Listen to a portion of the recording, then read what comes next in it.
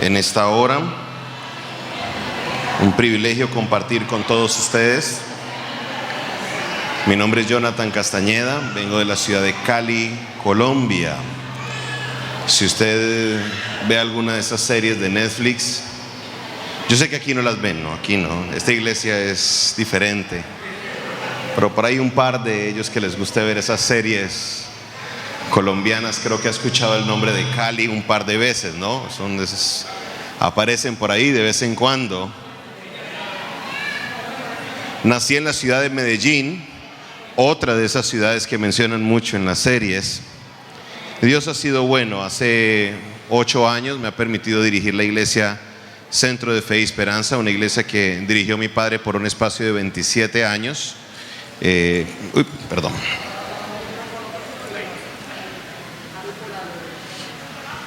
Se quiere ir la tapita.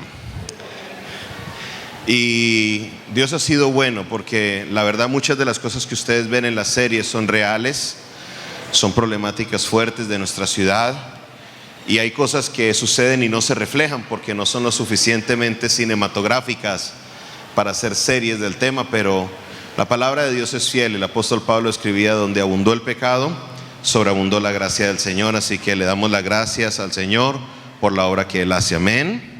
Me acompaña mi esposa Sabrina Gómez, ella se encuentra aquí abajo con mi tercera. Tengo 3 hijos: Isabela de 14 años, David de 6 años y Hadassah, que ahorita en mayo cumplirá 2 años de edad. Casi le pongo corona, nació en plena pandemia. Sí, es más, yo estaba aquí exactamente hace 2 años haciendo una gira, y por un día me escapé de no quedarme encerrado en el país. Pero Dios fue bueno, acomodó todas las cosas, pude regresar a Colombia y presenciar el nacimiento de mi hija. Les bendecimos en el nombre del Señor. Para los que están en redes sociales y los quieren contactar, me pueden buscar como @PastorJonathanOficial, @PastorJonathanOficial. Me encuentran en Facebook, Instagram, Twitter, TikTok, Kawaii, Pinterest, bueno, cualquier red social que usted esté, entra y busca @PastorJonathanOficial. Me da a seguir y me puede enviar un mensaje, y por ahí estaremos con mucho gusto compartiendo con ustedes. El día de hoy, como hablaba su pastor, venimos presentando el libro que se llama No moriré en el desierto. No les voy a hablar mucho del libro porque el mensaje que voy a dar es un mensaje introductorio al libro. Entonces, si usted se identifica con el mensaje que vamos a hablar el día de hoy, definitivamente el libro es para usted o para otra persona que usted lo pueda llevar. Hemos traído una cantidad limitada de libros para que a la salida los que le interese comprarlo lo puedan adquirir. Creo que no siendo más, ¿se me escapa algo? No, ya. No me gustan casi las introducciones, pero vamos a la palabra del Señor. ¿Cuántos han venido a escuchar palabra de Dios? Vamos a la primera carta a los Corintios, capítulo 10.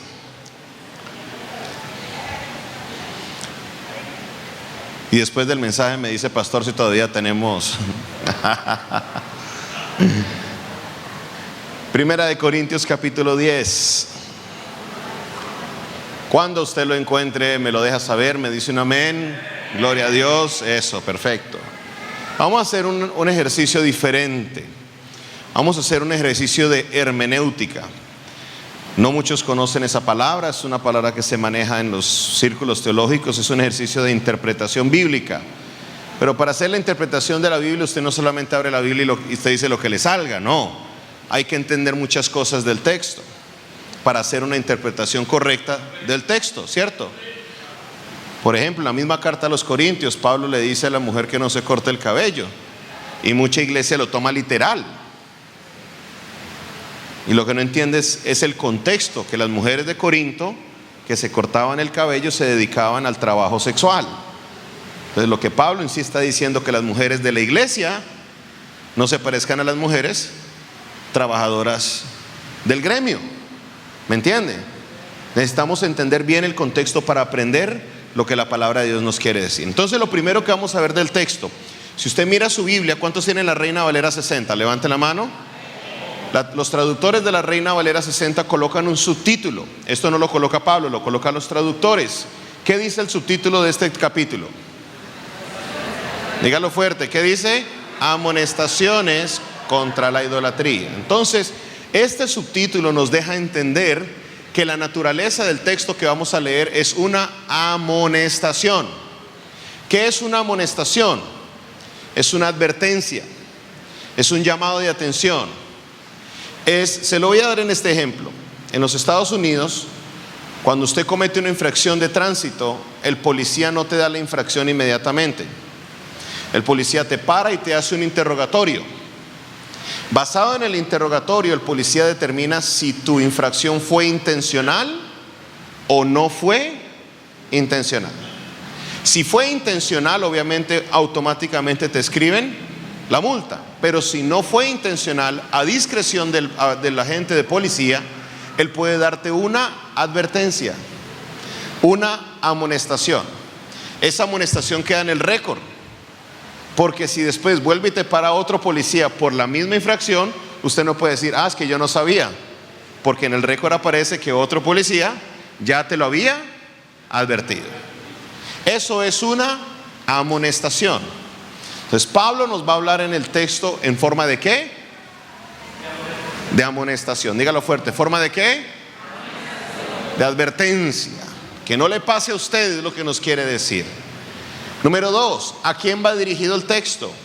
Sabemos muy bien que la carta a los Corintios, a la iglesia que está en Corinto, pero la palabra en sí tiene un calificativo y quiero que usted lea conmigo a quién va dirigida esta amonestación, a ver si esta amonestación va para nosotros. Amén.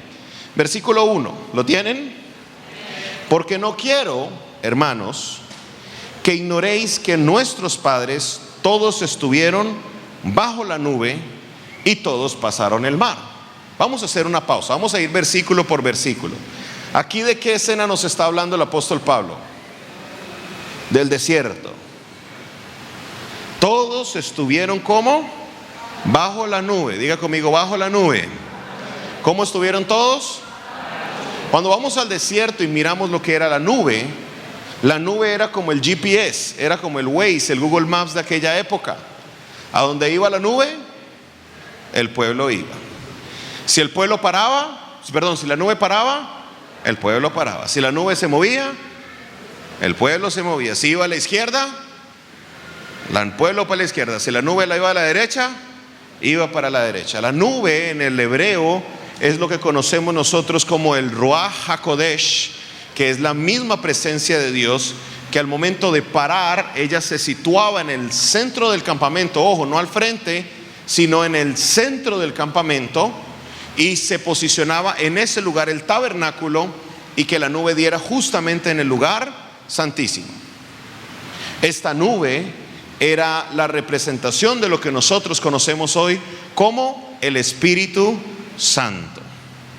Jesús nos dice en su palabra que el Espíritu nos guiará a toda verdad. Notan que hay una correlación entre la nube del desierto y el Espíritu Santo que conocemos hoy. Todo el pueblo de Israel andaba bajo la nube. En otras palabras, todo el pueblo de Israel andaba bajo la dirección de Dios. ¿Bajo la dirección de quién? Del Espíritu Santo. Pregunta, me gustaría saber cuántos de aquí consideran que sus vidas son dirigidas por el Espíritu Santo. Levante su mano. Entonces, en el primer requerimiento, vamos a decir, visto bueno. ¿Sí? Así se dice, visto bueno. Es que yo dije una palabra aquí en la romana y casi me sacan corriendo de la iglesia. Una palabra colombiana, pero aquí significa otra cosa. ¿Visto bueno? ¿Sí? Entonces, la primera, bajo la nube, diga conmigo, visto bueno. ¿Cuántos dicen visto bueno? Levanten la mano. Ok, arrancamos bien. Número 2, segundo requerimiento, versículo 2. Y todos en Moisés fueron bautizados en la nube y en el mar. Yo le voy a ser honesto, cuando yo leí este texto yo choqué con el texto. Yo choqué porque en mi conocimiento el primero que empieza a bautizar es Juan el Bautista. No tenía conocimiento de que el bautismo se remontara a Moisés. Y choco aún más cuando conocemos ciertos datos del desierto. Primer dato, Moisés hace un conteo de las personas saliendo o cruzando el Mar Rojo y dice el texto que eran 600,000 varones de 20 años para arriba. ¿Cuántos eran? 600,000. tenemos dos datos importantes. Uno, que habían niños, obviamente, y no como ahora, que tenemos uno o dos. En esa época no había internet, no había Facebook, no había Instagram, no había Netflix, no había televisión. Su tatarabuelo, el gran patriarca Jacob, tuvo 13 hijos. Se olvidan de Dinas, la hija, la hembra que tuvo él, que un enredo ahí fuerte. Entonces, ¿cuántos hijos tenían los hijos de Israel menores de 20 años? Muchos. Y hay un segundo dato, y es que lo más seguro era que habían más mujeres que hombres, porque cuando Moisés nace, Faraón da una orden, y es que maten a los bebés machos, los varones. Entonces, muy seguramente habían más mujeres que hombres. No hay un dato exacto, pero se estima en los conservadores que habían 2 millones de israelitas en el desierto, y ya los que son un poco más holgados en el número estiman hasta entre 3 millones a 3.200.000 personas. Vamos a quedarnos con el número más pequeño, con 200.000. Perdón, 2 millones. Pastor, ¿cuánto se demoraría usted en bautizar 2 millones de personas? Yo diría, depende. Porque si todos fueran como mi esposa, que ella es livianita, ella es light, es fácil bautizarlo, ¿cierto? Pero cuando son uno como yo, 120 kilitos, imagínate. Mucho tiempo para bautizar 2 millones de personas. Entonces, si Moisés se hubiera puesto a bautizar a cada uno de ellos, alcanzan a llegar los carros de Faraón y los devoran. ¿A qué se refiere entonces el apóstol Pablo con que todos fueron bautizados? Pues Pablo está mirando la escena desde afuera. El mismo Pablo en la carta a los Romanos nos dice que cuando nosotros somos bautizados hay una simbología de que somos enterrados juntamente con Cristo, y cuando salimos de las aguas, ¿sí? ¿Sí? ¿Sí o no? ¿Sí? Resucitamos juntamente con Él. Entramos a las aguas esclavos al pecado, salimos de las aguas libres en Cristo. Dígalo fuerte, libres en Cristo. Por eso Pablo utiliza la palabra bautizados, porque cuando el pueblo de Israel entra al Mar Rojo, entraron esclavos a Egipto. Y cuando salen del Mar Rojo, salieron libres porque Dios les había dado esa libertad. Aleluya. ¿Cuántos pueden decir amén? Entonces ahora entendemos por qué el apóstol Pablo utiliza la palabra bautizados, porque nosotros los creyentes entramos esclavos al pecado, pero ahora somos, dígalo fuerte, ¿somos qué? ¿Cuántos libres en Cristo hay aquí? Levanten su mano. Entonces, en el segundo requerimiento podemos decir, visto bueno. Primer requerimiento, bajo la nube. Levanten la mano los que están bajo la nube. Casi todos, muy bien. Los que son libres en Cristo, levanten la mano. Muy bien, entonces, esto van, de 4 requerimientos, 2 van pintando como que sí. Vamos al tercero, versículo 3.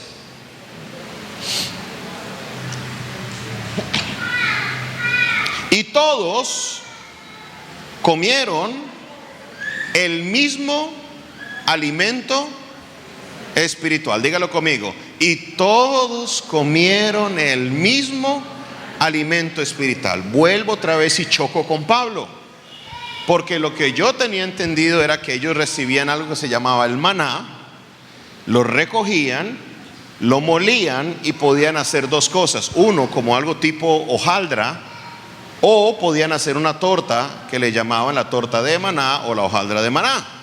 Eso no es espiritual porque ellos físicamente lo comieron. En el libro de los Salmos habla del pan del cielo, les dio a comer. Entonces, ¿por qué Pablo le coloca un contexto espiritual a este alimento? Cuando entendemos la naturaleza del alimento, vamos a entender qué es lo que nos quiere decir el apóstol Pablo. ¿Por qué razón? ¿Cuál es el alimento más saludable que usted puede consumir hoy aquí en San Pedro de Macorís? El más saludable. ¿Vegetales? Vamos con solo vegetales, ¿no? No vamos a ir con granos. O sea, no va a ir arroz, no va a ir solamente los vegetales. ¿Qué pasaría con usted si usted desayuna vegetales, almuerza vegetales, cena vegetales por, póngale, 2 meses? Usted se va al médico y le sacan sangre. ¿Qué va a salir en su sangre? ¿Que usted está bien? No te va a salir que está bien. Porque todo en el cuerpo es necesario, pero a su medida. Pero hay otro elemento impresionante de esto que estamos aprendiendo. Y es que hoy en día, con la ciencia que tenemos, nos damos cuenta que el mismo alimento le produce un efecto diferente a unas personas que a otras. Hay personas que no pueden comer habichuelas porque les causa gases. Hay personas que no pueden comer maní porque comen maní y se les inflan las vías respiratorias y pueden morir ahogados. Hay personas que se vuelven alérgicos a los mariscos, a la piña. Yo puedo comer piña toda la que quiera, pero conozco personas que comen piña y automáticamente la lengua se les corta. El mismo alimento no le hace el mismo efecto a todo el mundo. Si no, miren a mi esposa. Ella y yo comemos lo mismo. Todos piensan que yo le quito la comida a ella, pero no, ella come. Ella come. Sino que la comida en el cuerpo de ella le produce un efecto diferente que al mío. A mí me nutre mis curvas. Aleluya. ¿Por qué entonces Pablo habla del alimento espiritual? Porque estas personas de desayuno, ¿qué comían? Maná. De almuerzo, de cena, y al otro día de desayuno, arepita de maná. Al almuerzo, un filete de, con salsa de, y una ensaladita de.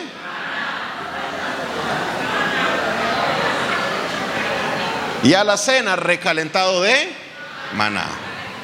Así le llaman acá, cuando lo que sobra uno lo calienta, recalentado. Y al otro día, desayuno, mangú de. Al almuerzo, mofongo de. Y sigue así la historia. Todos los días, maná, maná, maná, maná, maná, maná y maná. ¿Usted ha leído en la Biblia alguno que se haya enfermado? ¿Alguno que se haya descompensado? ¿Alguno que se le subió la presión o que tuvieron que revisar el azúcar? No. Por eso Pablo habla de que era un alimento espiritual, porque al que estaba alto en el fósforo, el maná venía y plum, se lo controlaba. Los que son pacientes de riñones saben de lo que estoy hablando, ¿no? El problema del potasio y el fósforo que controla los riñones, la creatinina.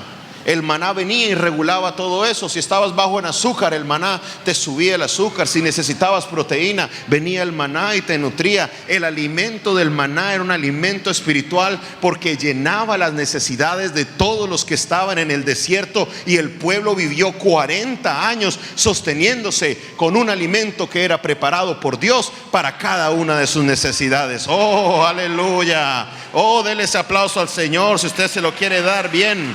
Déselo fuerte a Él. Un alimento espiritual. Coloque su separador ahí en Corintios 10 y quiero que me acompañe a Juan capítulo 6.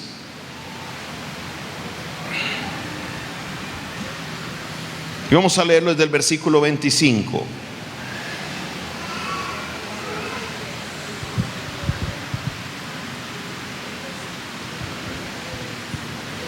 Juan capítulo 6, 25. No quite el dedito de Corintios 10 porque ahora regresamos ahí.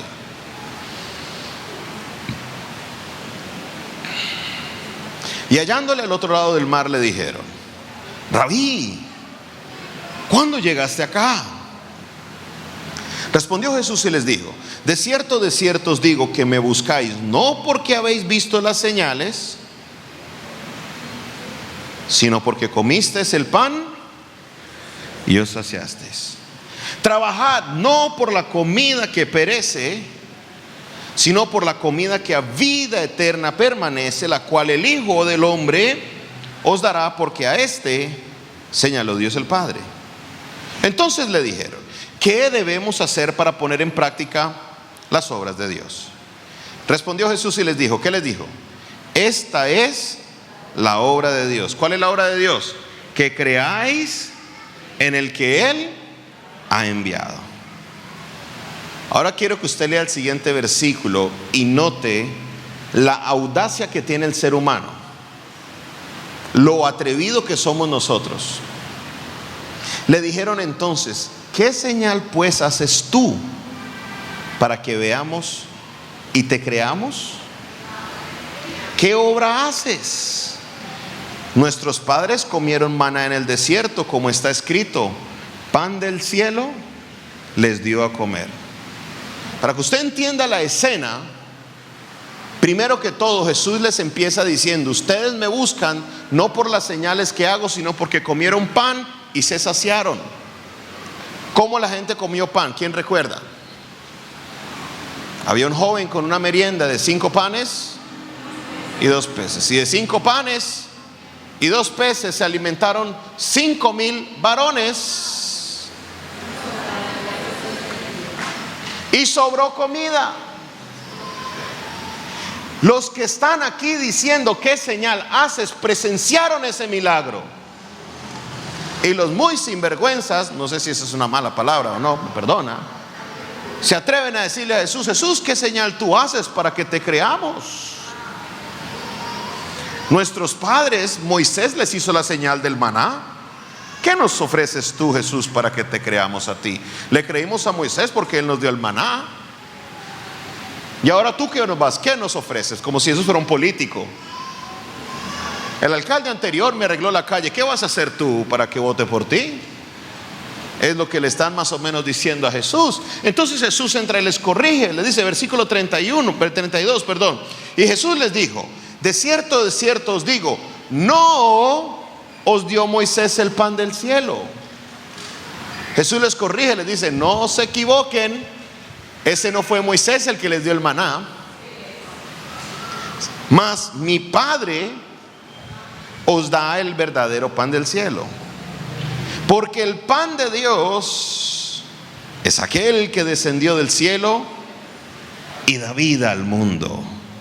Oh, se les abrieron los ojotes a los sinvergüenzas y ahora se le dijeron: oh Señor, danos siempre de ese pan. ¿Y qué les dijo Jesús? Yo soy el pan de vida eterna. El que a mí viene nunca tendrá hambre, y el que en mí cree nunca tendrá sed jamás. ¿Cuántos pueden darle la gloria a Dios en esta hora? ¿Cuántos pueden dar un aplauso a Jesucristo, el pan de vida? Aleluya.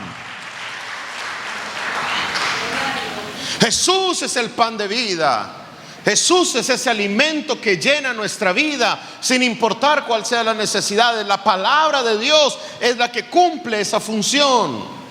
Cada domingo su pastor prepara un alimento recibido de parte de Dios según las necesidades que tenga la iglesia, o se trae un pastor invitado, pero quiere saber lo más curioso de todo: a sus necesidades, porque ese es el poder de la palabra de Dios. Es un alimento espiritual que cualquiera que sea tu necesidad, la palabra de Dios puede traer esa respuesta, porque la palabra de Dios es viva y es eficaz y es más cortante que toda espada de doble filo. ¿Cuántos pueden darle la gloria a Dios por su maravillosa palabra? Aleluya. Regrese conmigo a 1 Corintios 10 entonces. Y todos comieron del mismo alimento espiritual. ¿Cuántos de ustedes se han alimentado con la palabra de Dios, con Jesucristo, con el pan de vida? Levante su mano. Entonces podemos decir: visto bueno. Primera, bajo la nube, visto bueno. Segunda, bautizados, libres en Cristo, visto bueno. Tercero, alimentados por Cristo. Número 4, y todos bebieron la misma bebida espiritual, porque bebían de la roca espiritual que los seguía, Y la roca, léalo fuerte conmigo, y la roca era Cristo. Este texto a mí me encanta. Pastor, yo nací en una iglesia casi.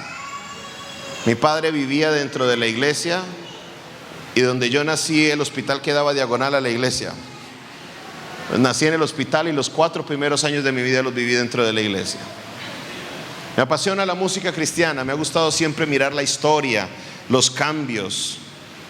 No sé cuántos años lleva en el evangelio, pero yo me acuerdo de la época que el único instrumento santo era la guitarra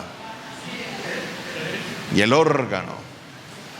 Luego le dieron paso a la batería y al piano. La guitarra eléctrica seguía siendo prohibida, ¿no? Luego poco a poco fuimos cambiando y ahora la música es muy diferente. Pero en aquella época de la guitarra, usted tenía que ir a la iglesia con 3 cosas. A ver quién se acuerda. Tenías que ir con tu Biblia, tenías que ir con el pandero y tenías que ir con el himnario. ¿Cierto? El himno de gloria y triunfo.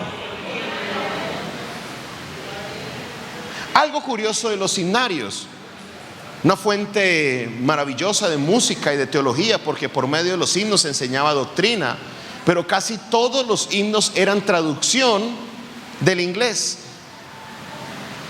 Había muy poquito himno que fuera nuestro, latino o hispano. Usted puede encontrar el mismo Himnos de Gloria y Triunfo en inglés, producido por la misma editorial Sonderman, que es editorial Vida de Asambleas de Dios en inglés. Los mismos himnos, excepto unos 2 o 3. Dentro de ellos hay un himno maravilloso.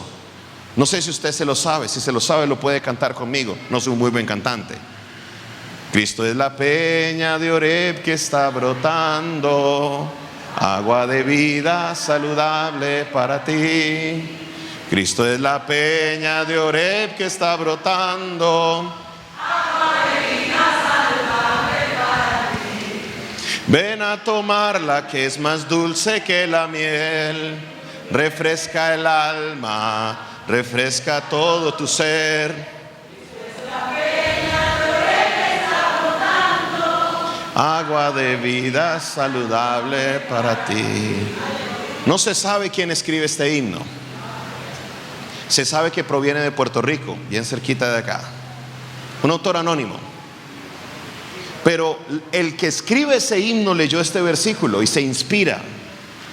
Que es la única parte de la Biblia donde se hace esa relación de que la roca que seguía al pueblo de Israel en el desierto, de la cual manaba el agua, la roca era Cristo. Aquí lo que está diciendo Pablo es que Cristo es la peña de Oreb. Y de ahí conecta con un versículo maravilloso, Juan capítulo 4. No vamos a ir hasta allá porque si no, esto sigue derecho hasta que se van a enfriar o se van a quedar allá las habichuelas con dulce. Yo tengo los $5 ahí listo, pastor.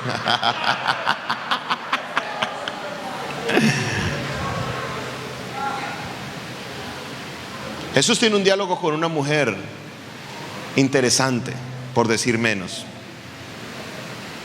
En el diálogo Jesús le dice a esta mujer: porque 5 maridos has tenido y al que ahora tienes ni siquiera es tuyo. Una mujer que aún bajo los estándares de hoy, de tanto libertinaje sexual, de tanta locura, todavía la tildaríamos hoy de ser una mujer. Estamos en la iglesia, cuidado con sus palabras. Pero en el diálogo Jesús le dice a ella: si tú bebes de este agua que está en el pozo, volverás a tener sed. Pero si tú bebes del agua que yo te doy, nunca jamás volverás a tener sed. La mujer samaritana era una mujer sedienta, una mujer que estaba buscando la felicidad para su vida, una mujer que pensó que casándose con un hombre iba a ser feliz. Se casó y las cosas no salieron como esperaba, lo dejó y se buscó otro, volvió y se casó, y así pasó 5 veces, y ahora estaba con uno que no era su marido, posiblemente era marido de otra. y aún así seguía en esa búsqueda de la felicidad. Jesús le dijo: deja de buscar la felicidad en los hombres. Yo soy el que te va a dar el agua que va a saciar tu sed. Vivimos en la generación Coca-Cola. Coca-Cola no me patrocina. Si hay aquí alguien que trabaje para Coca-Cola y me quiera patrocinar, recibo patrocinios. ¿Cuál es la característica de la Coca-Cola? No sé si usted recuerda un comercial muy antiguo de Coca-Cola, que era un vaso de vidrio como con 3 cubos de hielo, y acercaban la Coca-Cola y clac, clac, clac, clac, clac, clac, clac, clac, y empezaba a espumear. Mientras yo veo ese comercial, a mí me pica la garganta, me dan ganas de tomar Coca-Cola. Y cada vez que me da sed, ¿qué es lo primero que se me viene a la mente? Coca-Cola. Pero ¿qué sucede? ¿Qué sucede con la Coca-Cola? Usted se sirve un vaso de Coca-Cola y se la toma y se siente tan rico, le pica aquí la garganta, eso es tan delicioso, pero a los 10 minutos, ¿qué te vuelve a suceder? Vuelves a tener sed. Y vuelves y te sirves otro vaso pensando que te va a quitar esa sed, y te lo tomas otra vez y se siente tan rico, pica. Pero a los 10 minutos tienes una sed mayor que la que tenías antes. ¿Por qué le llamo a la generación Coca-Cola?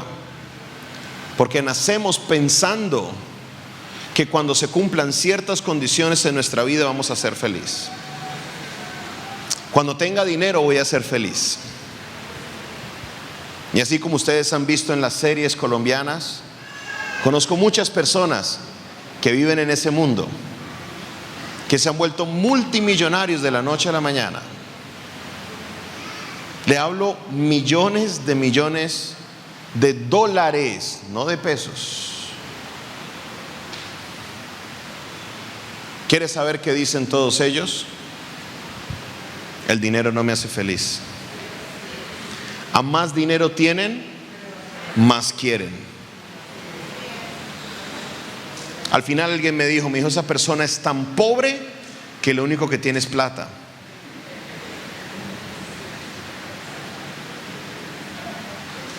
No saben vivir. Tuve la oportunidad de visitar a un colombiano extraditado en los Estados Unidos, en Detroit, Michigan. Como usted sabrá por la historia, los colombianos no nos deportan no nos extraditan, perdón, no deportados sino extraditado. No nos extraditan por lograr una libra de arroz. Se extraditan por otra cosa. Y visité a este hermano y le dije: mi hermano, ¿cómo estás? Me dijo: pastor, yo estoy feliz. Y yo: ¿cómo vas a estar feliz si estás en la cárcel? Estás en una cárcel federal de máxima seguridad. ¿Qué felicidad hay aquí? No, pastor, ¿sabe qué algo? Antes de yo entrar a la cárcel yo no podía dormir. Yo me acostaba a dormir y pasaba un pajarito en la ventana y yo me despertaba. Pero desde que entré a la cárcel conocí del Señor. Me dijo: su papá me predicó la palabra. Y me he metido con la palabra de Dios y soy feliz aquí en la cárcel. Se me ocurrió hacerle esta pregunta en el momento. Mi esposa estaba presente. Le dije: mi hermano, ¿cuál fue la mayor cantidad de dinero que usted tuvo alguna vez a la mano? No en toda la carrera, sino a la mano. Y se puso así a pensar. Me dijo: pastor, mal contados, $15 millones. Mal contados. Así a la mano. Me dijo: pastor, pero es que yo antes no podía dormir. Me dijo: ahora aquí en la cárcel yo duermo como un bebé. En la cárcel, por ser cárcel de alta seguridad, vienen los guardias de vez en cuando a hacer unas requisas aleatorias. Escogen a un preso, le toca a él hoy, y se van a las 2 de la mañana y lo despiertan a ver si tiene drogas, si tiene algo ilegal en la cárcel, y lo revisan todo su cuarto. Él cuenta que han llegado a hacerle la requisa de la aleatoria a las 2 de la mañana, le han movido la colchoneta a tal punto que él se ha caído al piso y no se despierta.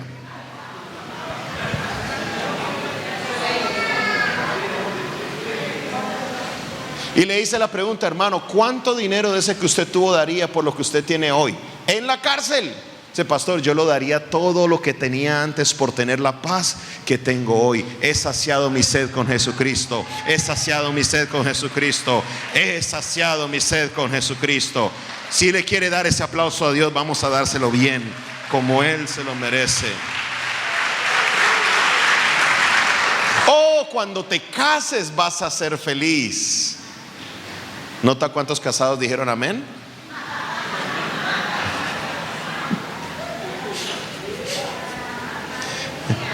Hay que hacer un retiro de parejas, pastor.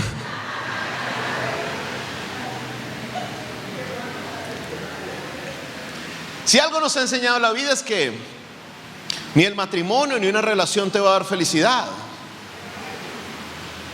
Si usted anda en la vida buscando el hombre o la mujer que te haga feliz, te vas a pasar toda la vida y vas a terminar como la mujer samaritana. Porque el ser humano, a la hora de casarse, de empezar una relación, ya debe haber encontrado esa felicidad. Lo mismo que la mujer. Si uno de los dos no tiene la felicidad, llega a la condición que se conoce en psicología como la psicodependencia o la codependencia. Dependo de la felicidad de otro y vienen esas relaciones, aquí utilizan ese término, tóxicas. Es que ella es una tóxica, es que él es un tóxico. Le queman la ropa, le hacen de todo y al otro día están de regreso otra vez en casa como si nada hubiera pasado. Codependencia, ¿por qué? Porque creemos que una persona nos va a brindar la felicidad. Y lo que nos hemos dado cuenta hasta hoy, yo no sé usted, pero después de dar tanto tumbo en tumbo en tumbo en la vida, encontré que el único que pudo saciar mi sed, que el único que pudo darme la felicidad, se llama Jesucristo. Acércate a la fuente de la peña de Oreb que está brotando. Ven a tomarla, que es más dulce que la miel. Refresca el alma, refresca todo tu sed. Nunca jamás volverás a tener sed. Acércate a Cristo. Él es la peña de Oreb que puede saciar tu vida. Él es quien puede hacerte feliz. Busca a Jesús y luego sí, cásate. Amén. Cuarto requerimiento entonces. ¿Quién de aquí ha saciado su sed con Jesucristo? Levante su mano.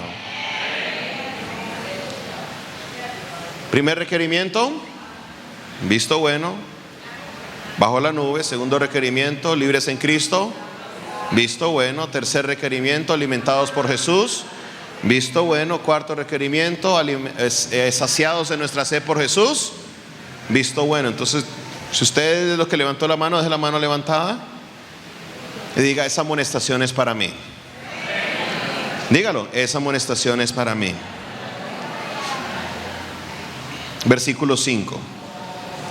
Pero de los más de ellos no se agradó Dios, por lo cual quedaron postrados en el desierto. Cuando habla de postrados en el desierto, no es postrado a tus pies, Señor, aleluya, no. Está hablando acostado, enterrado. Casi 2 millones o más de 2 millones de hebreos en el desierto quedaron enterrados. Solo se salvaron 2, el pastor y yo. No, mentira. Él dijo que yo era Josué y usted Caleb, ¿cierto? Bueno, yo le creo. Solo se salvan 2, Josué. Ni siquiera Moisés se salvó. El gran Moisés que termina Deuteronomio diciendo, dice, y no hubo otro profeta como él. El único que supera a Moisés es Jesucristo. Y ese Moisés murió en el desierto. Y si usted lee un pedazo del versículo 6, usted entiende qué es lo que quiere decir Pablo. Mas estas cosas sucedieron como ejemplos, ¿para quién? Para nosotros. ¿Qué fue lo que sucedió? Vamos a ir al libro de Números, capítulo 14.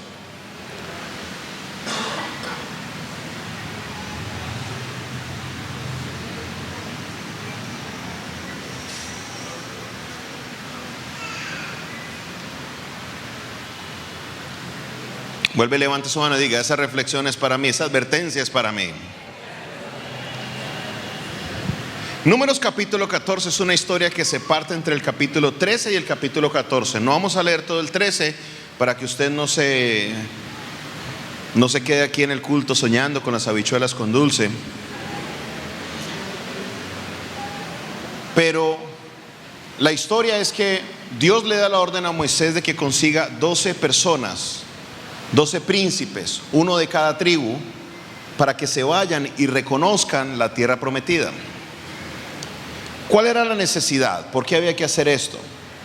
Estábamos en una época en que no existía Google, no existía Wikipedia, no existían Google Maps.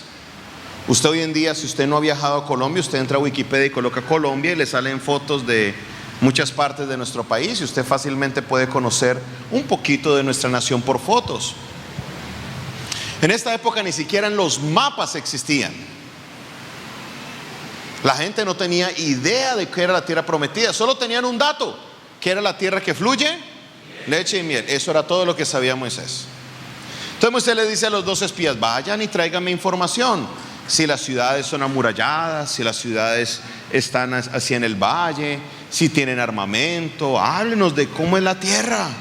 Y estos muchachos se van y hacen una expedición que se demoran 40 días. Y al regresar se reúne la congregación, así como estamos acá. Pero ¿cuántos eran ellos? 2 millones. ¿Cuántas personas hay aquí en San Pedro? ¿Cuántas personas hay aquí en el municipio de San Pedro? 125,000.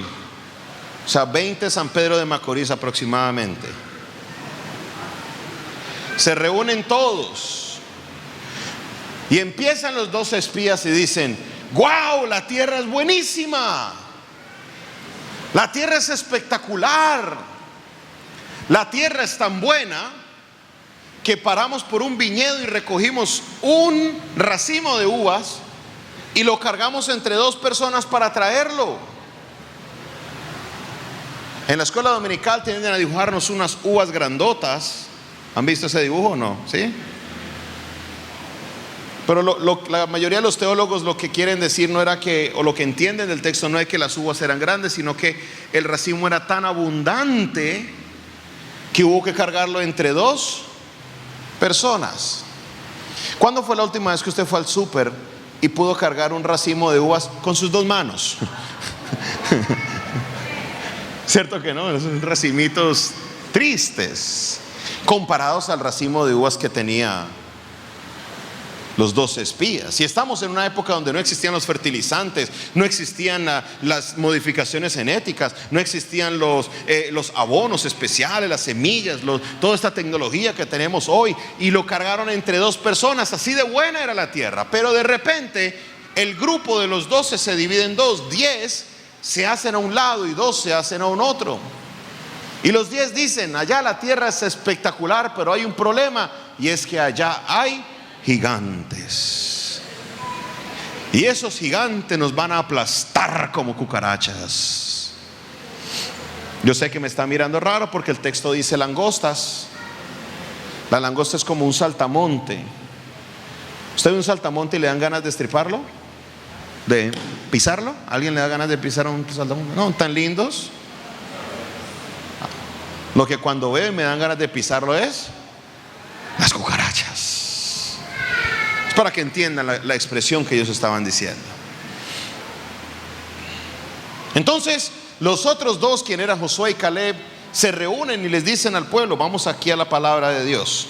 Ahí entramos al número 14, versículo 4. Y decían el uno al otro, versículo 3. Arranquemos desde el 2, Y se quejaron contra Moisés y contra Aarón todos los hijos de Israel. Y les dijo toda la multitud: ojalá muriéramos en la tierra de Egipto, ojalá en este desierto muriéramos. ¿Y por qué nos trae Jehová a esta tierra para caer a espada?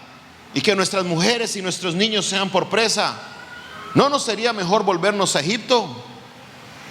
Entonces Moisés y Aarón se postraron sobre sus rostros delante de toda la multitud de la congregación de los hijos de Israel. Y el Josué, hijo de Nun, y Caleb, hijo de Jefone, que eran de los que habían reconocido la tierra, rompieron sus vestidos y hablaron a toda la congregación de los hijos de Israel diciendo: la tierra por donde pasamos para reconocerla es tierra en gran manera buena. Si Jehová se agradare de nosotros, Él nos llevará a esta tierra y nos la entregará, tierra que fluye leche y miel. Por tanto, no seáis rebeldes contra Jehová, ni temáis al pueblo de esta tierra, porque nosotros los comeremos como pan, y su amparo se ha apartado de ellos, y con nosotros está Jehová. No los temáis. Y la congregación dijo, versículo 10. Entonces toda la multitud habló de apedrearlos. Pero la gloria de Jehová se mostró en el tabernáculo de reunión a todos los hijos de Israel. Y Jehová dijo a Moisés: ¿hasta cuándo me ha de irritar este pueblo? ¿Hasta cuándo no me creerán con todas las señales que he hecho en medio de ellos? Yo los heriré de mortandad y los destruiré, y a ti te pondré sobre gente más grande y más fuerte que ellos. ¿Cuál es el enojo de Dios? Es en este capítulo. Si usted llega a su casa y hace la tarea de leer el resto del capítulo, es aquí donde Dios condena al pueblo de Israel a pasar 40 años en el desierto. Versículo 33, Dios le dice: por cada día que se pasaron en la expedición, un año por cada día. 40 días, 40 años. Un viaje que según Deuteronomio 1 solo debería durar 12 días. De 12 días se extiende a 40 años. ¿Por qué? Para mí la clave está en el verso 11. Dios le dice al pueblo: ¿hasta cuándo me ha de irritar este pueblo? Y la segunda parte que dice: ¿hasta cuándo no me creerán con todas las señales que he hecho en medio de ellos? Este pueblo que estaba aquí quejándose había visto el mar rojo abrirse en dos. ¿Sabe usted qué es eso? Estar usted aterrorizado porque escucha los carros de Faraón galopando. Ahí vienen los carros de Faraón, ahí vienen detrás de nosotros. Moisés, ¿qué hacemos? ¿Para dónde vamos? Estamos en un callejón sin salida. Y donde no había camino, vino Dios, se abrió el mar rojo y abrió un camino para que su pueblo pasara en seco y pudiera pasar al otro lado. Y no solo eso, sino que con un poderoso que había en la época, que era el ejército de Egipto. Hecho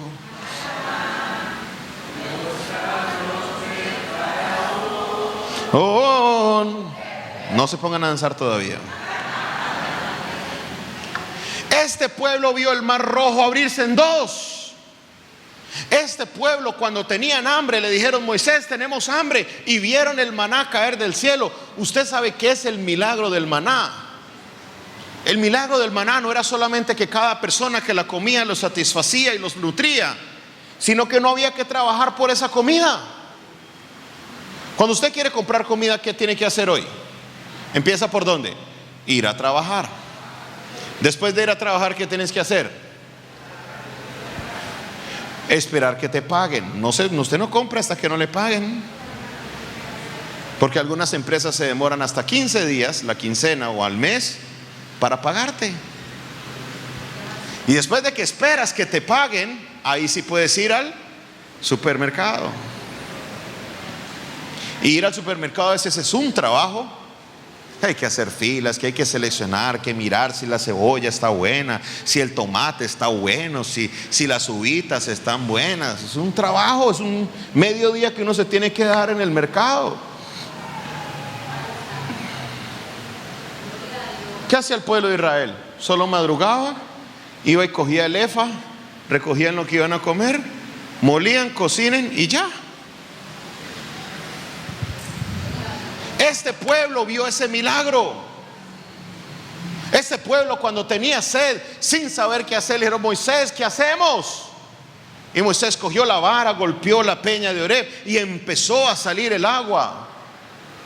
Este pueblo vio cuando muchas naciones le salieron al camino a Israel para hacerle la guerra. Y en cada una de las batallas que ellos enfrentaron, Dios les dio la victoria. ¿Por qué les digo que Dios les dio la victoria? ¿Dónde Israel recibió el entrenamiento militar? ¿Qué eran ellos antes de salir de Egipto? Eran esclavos. Ellos no sabían manejar un arma, no sabían manejar escudos, no tenían entrenamiento militar. ¿Cómo hacían para vencer a las naciones enemigas? Porque la mano de Dios estaba con ellos. Y después de haber visto la gloria de Dios en tantas situaciones, ahora porque habían unos gigantes, de repente Dios los iba a llevar a morir a la tierra prometida. Dios se enojó y dijo: ya estoy hasta aquí con esta gente. Más adelante dice: ya 10 veces me han tentado. 10 veces. Yo estoy seguro que aquí hay personas que han visto la gloria de Dios. Estoy seguro que aquí hay hombres y mujeres que de alguna manera han experimentado algún milagro de Dios en su vida. Hombres y mujeres que han experimentado lo maravilloso y lo poderoso que es el Dios al que nosotros servimos. ¿Por qué entonces cuando viene una prueba a tu vida, o por qué crees que en esta prueba que estás viviendo, de repente Dios se va a olvidar de ti? ¿Por qué crees que con este gigante que estás enfrentando en esta circunstancia de tu vida, el mismo Dios que te libró de la otra situación no te va a poder librar de esta?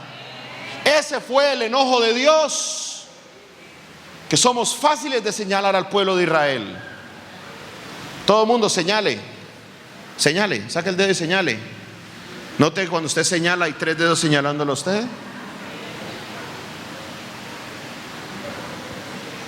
Esos unos sinvergüenzas, esos israelitas murmuraban, hablaban. Pero Israel somos nosotros. Nosotros somos los que cuando pasamos una prueba: pastor, ore por mí. ¿Qué le pasó, mi hijo? Estoy pasando una prueba. ¿Dónde quedó tu fe? ¿Acaso no cantábamos que nuestro Dios es poderoso? A mí la que más me gusta es esta. Y aprovecho que hoy cantaron ese maravilloso himno. Pastor, ¿qué le pasó? Me dijo el médico que tengo 3 meses de vida. Me voy a morir. ¿Y cuál es el problema? Yo los vi muy bonitos cantando hoy: cuando el Señor me llame a su presencia. Pregunta: ¿de qué usted está cantando en ese momento?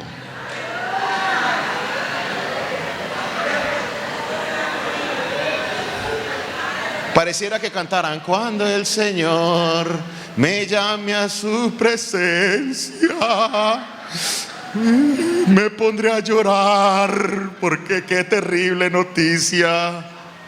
Eso no dice el himno. Aquí todos al unísono dijeron: le adoraré, cantando la grandeza de su poder y su infinito amor.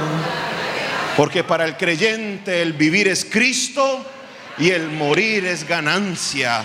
El creyente no le tiene miedo a la muerte. ¿Dónde está, oh muerte, tu aguijón? ¿Dónde está, oh sepulcro, tu victoria? Te dijeron que te ibas a morir, pues gloria a Dios. Ay, pastor, pero mis hijos, ¿quién se va a encargar de ellos? David en el Salmo 37 escribió: joven fui y envejecido, y no he visto justo desamparado, ni a su simiente que mendigue pan. Oh, aleluya. He visto la mano de Dios obrar tantas veces, que si el Señor decide llevarte a ti, es porque Él tiene todo arreglado, Él tiene todo acomodado. Él no te dejará, Él no te desamparará, Él cuidará de ti, Él cuidará de tus hijos. Nota cómo nos comportamos como el pueblo de Israel. Nos olvidamos de su palabra, nos olvidamos de sus promesas. Y hay algo que tenemos que entender, y es que la palabra prueba no es del todo mala. La palabra desierto no es mala. Tenemos que cambiar nuestra perspectiva con respecto a esto. Si la palabra desierto, si el lugar del desierto hubiera sido malo, ¿por qué Dios les manda a celebrarlo? ¿Sabía usted que en el mes de septiembre, octubre, el pueblo de Israel hace la fiesta de los tabernáculos, el Sukkot? Y en Levítico capítulo 23, verso 11, Dios le dice al pueblo de Israel: ustedes van a armar unos tabernáculos para que no se les olvide en dónde habitaron cuando salieron de Egipto. Pregunta: cuando salieron de Egipto, ¿en dónde anduvieron? Dios los manda a hacer una fiesta que hasta este año 2021 la siguen celebrando el desierto. Pastor, ¿qué quiere decir eso? ¿Por qué las pruebas no son malas? Gracias por haberme preguntado. Yo sabía que usted me iba a preguntar eso. ¿Hay algún docente, algún maestro de colegio? Sé que ustedes tienen colegio acá también, ¿cierto? Perfecto, mi hermana. ¿Alguien más? Maestra, perfecto. ¿Alguien más? De aquí en lo cerquita. ¿Qué enseñas? ¿Pero qué enseñas? Inglés. Oh, how are you? Very well, very yucas. Entonces tú empiezas la clase de primero de primaria. Vamos a enseñar el abecedario, ¿cierto? O con la canción A, B, C, D, E, F, G. Se lo saben muchos, qué bueno. Entonces, solo porque usted le enseñó la canción, ¿ya pasan al siguiente grado? ¿No? Cuénteme cuál es el proceso. ¿Seguir? ¿Cómo se retroalimenta?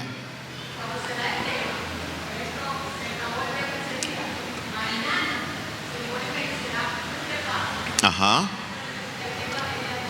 Entonces ya con el repaso ya se pasa al siguiente. No. ¿Se sigue qué? Evaluando. La palabra aquí es evaluación. La evaluación en el sistema educativo tiene 3 palabras diferentes: evaluación, examen, prueba. No me abran los ojos, no les voy a echar gotas. La palabra prueba es parte del sistema educativo. ¿Sabe por qué? Porque por medio de la prueba, el maestro comprueba si el estudiante aprueba o si el estudiante reprueba. Si no la captó, vuelvo y se la repito. Por medio de la prueba, el maestro comprueba si el estudiante aprueba o si el estudiante ¿Cuál de las 3 palabras, evaluación, examen o prueba, sería la más adecuada para ese ejercicio entonces? Tanto es que cuando usted termina secundaria, no te hacen los exámenes nacionales, te hacen las pruebas nacionales. Si fueran malas, ¿por qué vamos a tomarlas?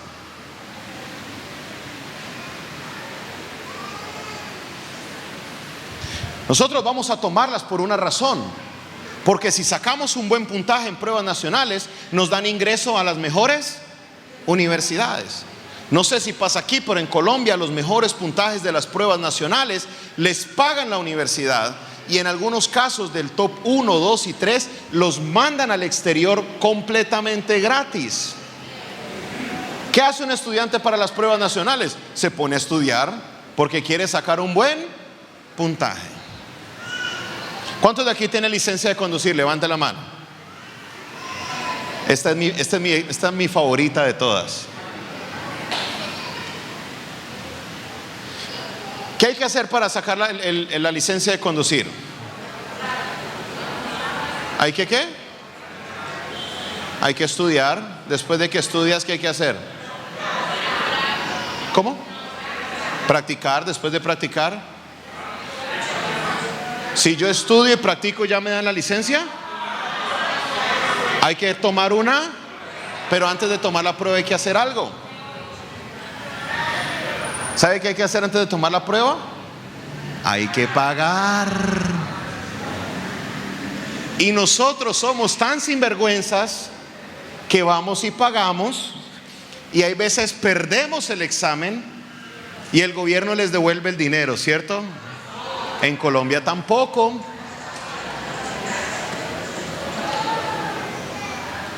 ¿Qué hay que hacer si quieres volver a tomar el examen? vuelva y pague. Y si nos toca le vender habichuelas con dulce, empanadas, moro, lo que sea, uno lo vende porque necesito mi licencia de conducir. No he escuchado a la primera persona que se queje que le tocó volver a pagar. Sin embargo, para las pruebas espirituales, ay Señor, ¿hasta cuándo esta prueba?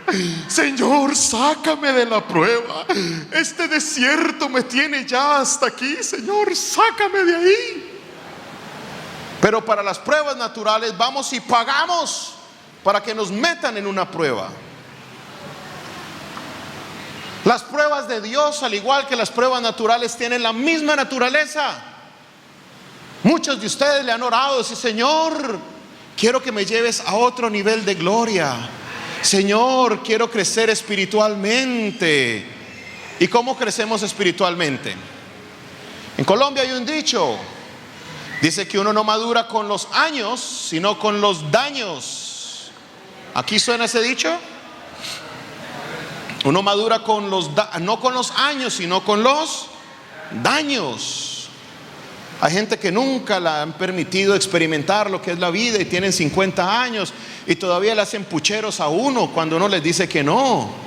Parecen adolescentes de 50 años porque no los dejaron golpearse, no los quisieron que pasara ninguna prueba. La gente madura es la gente que ha pasado pruebas. La gente madura es los que le ha tocado vivir lo que es difícil. La gente madura es la que le han cortado la electricidad y por ese error aprendió que la electricidad se paga a tiempo. Estamos hablando entonces con gente que ha pasado el camino, con gente que ha vivido pruebas, con gente que ha pasado experiencias difíciles. Vengo a decirle, mi hermano y mi hermana, en este día, que así como el maestro pasa o le coloca una prueba al estudiante para pasarlo al siguiente grado, al siguiente nivel, Dios quiere llevarte a otro nivel de gloria. Dios quiere que crezcas espiritualmente, y si lo quieres hacer, debes de pasar primero la prueba. Y el mejor ejemplo de esto lo tenemos en Jesús.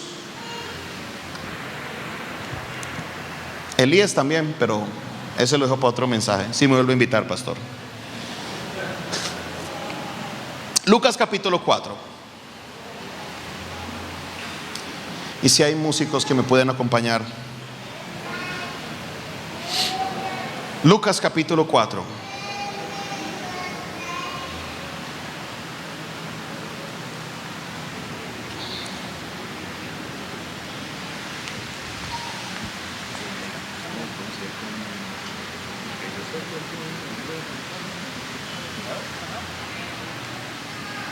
Lucas capítulo 4, ¿lo tienen? Presta atención al texto de ese primer versículo. Y Jesús, lleno del Espíritu Santo, volvió del Jordán y fue llevado ¿por quién? Al desierto. ¿Quién llevó al pueblo de Israel al desierto? La nube, ¿se acuerdan? ¿Y qué representa la nube? ¿Quién lleva a Jesús al desierto? ¿Notan que hay un paralelo? Número 2. ¿Cómo se llamaba el río que dividía el desierto de la tierra prometida? ¿Cómo se llamaba el río? El río Jordán. ¿Dónde estaba Jesús? Mire lo que dice. Jesús, lleno del Espíritu Santo, volvió del Jordán y fue llevado por el Espíritu Santo al desierto. Aquí hay una pieza de información clave para que usted entienda la palabra de Dios. El desierto que anduvo Jesús fue el mismo desierto que anduvo el pueblo de Israel. No fue un desierto diferente.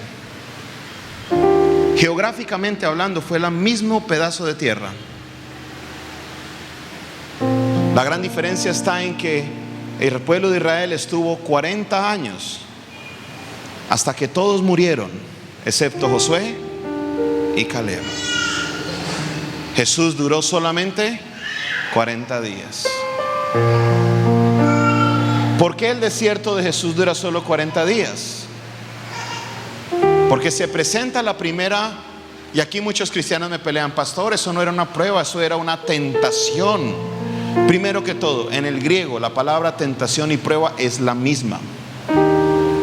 Es el traductor de Reina Valera que escoge en qué espacio coloca prueba o tentación. Si usted ve la tentación solamente desde la perspectiva de pecado, Miremos la primera tentación de Jesús. ¿Dónde me dice la palabra que es prohibido convertir piedras en pan? Búsqueme un versículo. ¿Qué pecado estaría cometiendo Jesús si hubiera convertido las piedras en pan?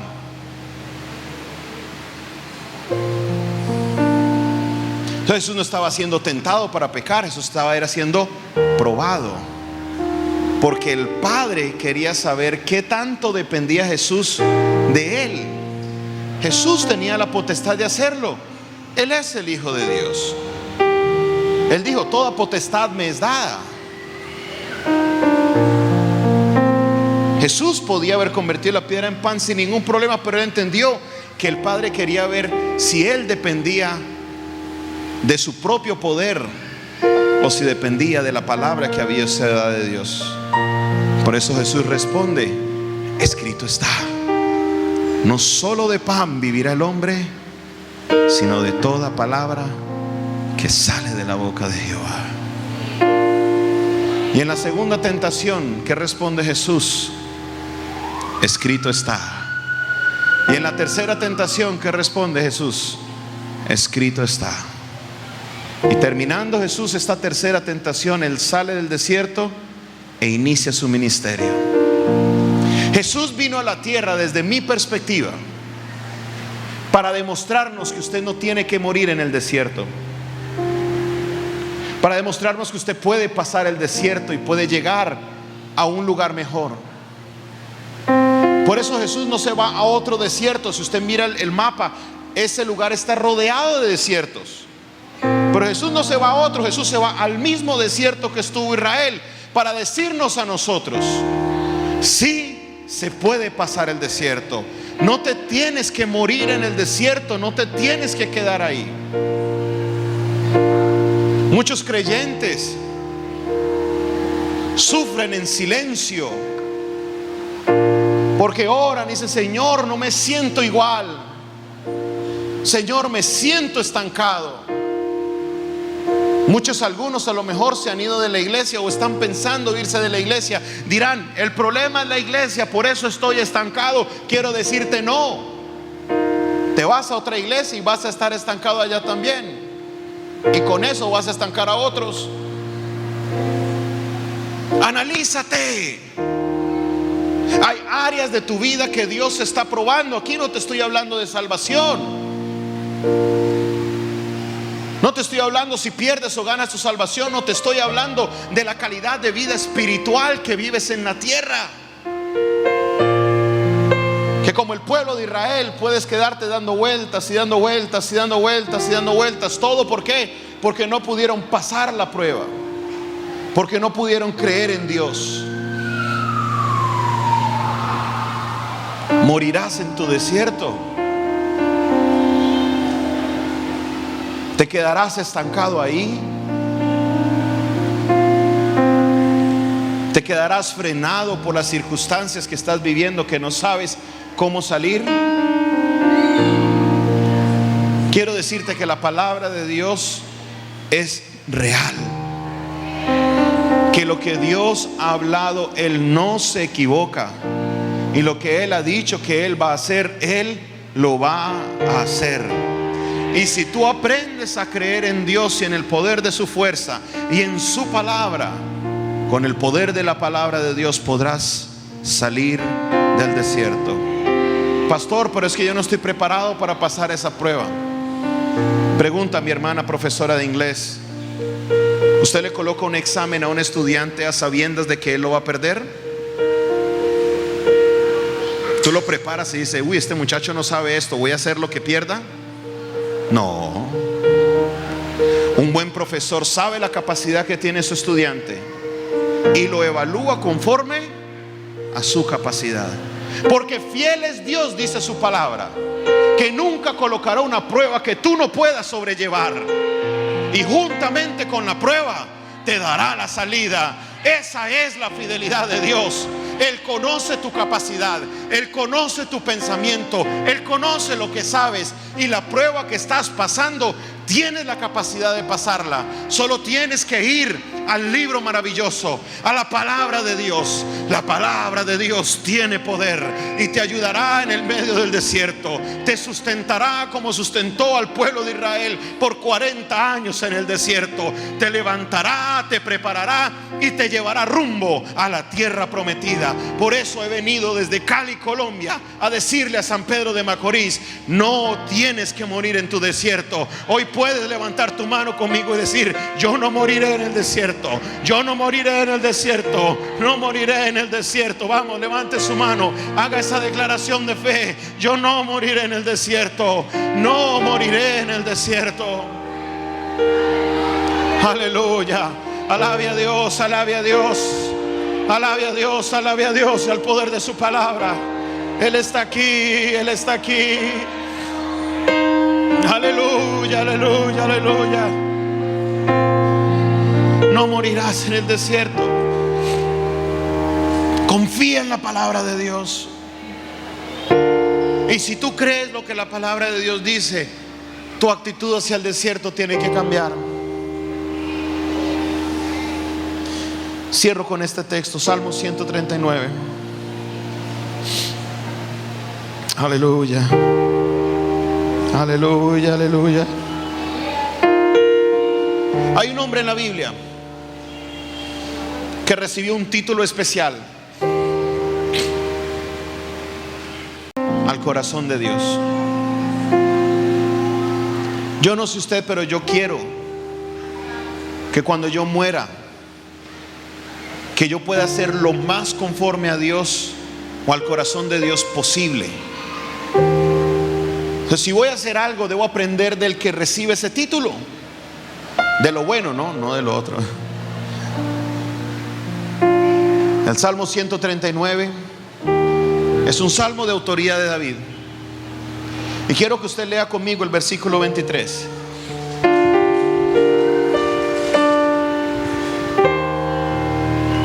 ¿Lo tiene? Salmo 139, verso 23. Y le pido que se ponga sobre sus pies en este momento. Mire la oración de David: examíname, oh Dios, conoce mi corazón. ¿Qué le dice David a Dios? Dígalo fuerte, ¿qué le dice David a Dios? Pruébame y conoce mis pensamientos, y ve si hay en mí caminos de perversidad. Guíame, Señor, por el camino eterno. Yo llegué a los Estados Unidos en el año 99, después de una situación muy difícil con la familia, a raíz de todo lo que sucede con la violencia en Cali. Y al llegar, llegué a una librería cristiana de un amigo de mi padre que me recibió. Me dijo: Jonathan, solamente te puedo dar trabajo los sábados. Por más bueno que sea el trabajo, trabajar un día a la semana no me era muy útil, pero decidí tomar la oportunidad. En los primeros 2 sábados que trabajé, noté algo, y es que llegaban muchas personas y decían: ay, es que busco una canción que dice bararararararara. Y nadie les sabía responder, pero yo escuchaba esa canción y yo la conocía. Desde los 9 años de edad trabajo en la radio, por eso conocía toda la música que estaba en el catálogo. Y esa persona me dijo: ay, yo llevo 5 años buscando esa canción y nadie me la había encontrado, usted me la encontró, voy a llamar a una amiga que me dijo que también está buscando una canción. Y empezaron a llegar las personas. Entonces un día le digo al jefe, a Luciano, le digo: Luciano, ¿por qué no me da trabajo en la semana? Dice: Jonathan, no tengo cómo hacerlo. Dice: Luciano, yo sé que yo le puedo aumentar sus ventas en música. Colóqueme a prueba, pruébeme 2 semanas, y si las ventas no aumentan, usted me deja el sábado de nuevo, pero si le aumentan, usted me deja. ¿Qué hizo él? Pongámoslo a prueba. Y me puso a prueba. Lo que me cuenta hoy, que es mi amigo Luciano, que lo visito cada año, cada 2 años. Él es cubano, me dice: chico, desde que tú llegaste, las ventas en la música se me duplicaron. Yo le doy gracias a Dios porque tú llegaste. Pero todo partió de yo decirle al jefe que pruébeme. Cuando uno conoce su material, cuando uno sabe lo que está viviendo, cuando uno sabe sus capacidades, uno no le huye a la prueba, uno le dice al contrario lo que le dijo David a Dios: Dios, pruébame. Porque si alguien conocía la ley de Dios era Él. Deleítate en Jehová y Él concederá las peticiones de tu corazón. Bienaventurado el varón que no anduvo en consejo de malos, sino que en la ley de Jehová está su delicia. Lámpara es. Todo eso es autoría de este mismo autor, David. Él demostraba su conocimiento de la palabra y por eso sin miedo alguno le decía: Dios, pruébame, porque si aún repruebo, yo sé que tú me vas a ayudar a salir adelante. La prueba nunca ha llegado a tu vida para mal. Deja de renegar por la prueba. Deja de pedirle a Dios: sácame de la prueba. Antes ve, inmérsate en la Biblia y estudia la palabra de Dios. Ahí encontrarás la respuesta y no morirás en el desierto.